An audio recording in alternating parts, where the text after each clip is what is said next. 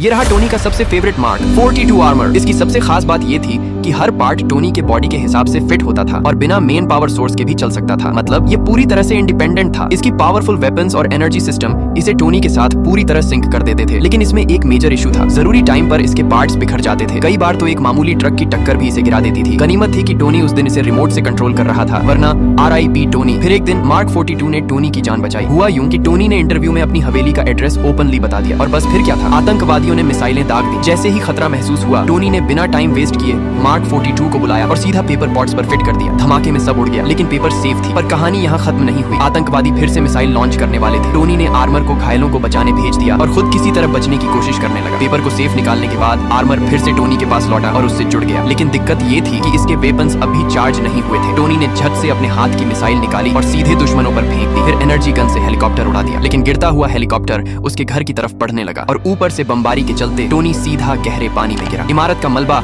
उसके ऊपर आ गिरा और वो बुरी तरह फंस गया। लेकिन तभी मार्क 42 ने auto self rescue mode on किया, खुद का एक पार्ट तोड़ा और टोनी का हाथ पकड़कर उसे बाहर खींच लिया। बिना वक्त गंवाए टोनी ने आर्मर को ऑन ब्रेक किया और वहां से निकल गया। अब टोनी को बस एक ही चीज करनी थी, बदला। उसने मार्क 42 को दुश्मन के शरीर पर असेंबल कर दिया और फिर उसे खुद ब खुद धमाके से उड़ने का कमांड दे दिया। एक जबरदस्त ब्लास्ट हुआ जिससे आतंकवादी लीडर उड़ गया, लेकिन साथ ही मार्क 42 भी पूरी तरह तबाह हो गया।